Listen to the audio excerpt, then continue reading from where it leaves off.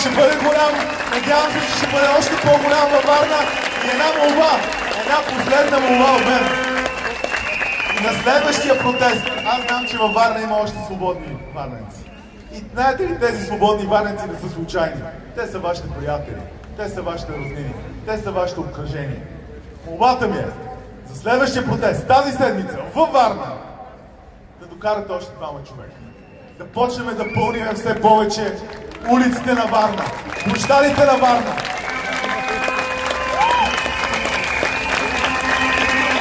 И тези да знаят, че няма да ни откажат. Напротив, вълната се качва, вълната става по-голяма. И истината е, ако си говорим честно, тези двамата, докато са на политическата сцена, Бойко и Пеевски, няма да има напредък. И те, за съжаление, няма да се тръгнат сами. Това, което аз видях като бивш премиер, направо ме беше срамно.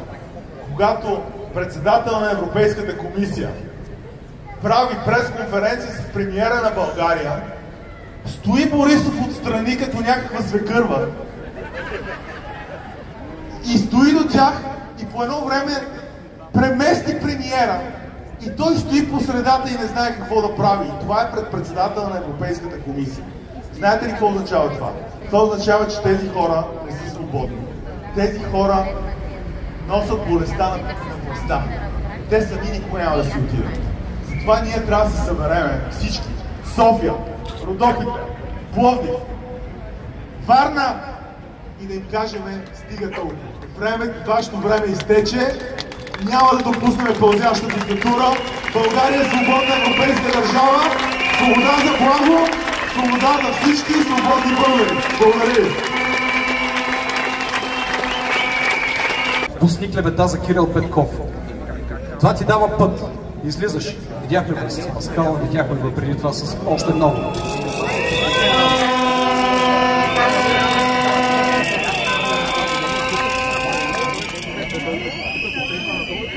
Това щеше да е лесното решение, но тъй като те са водени от правилното решение за града, който обича,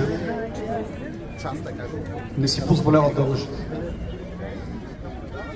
Смятам, че тези трима човека в момента се борят за нас.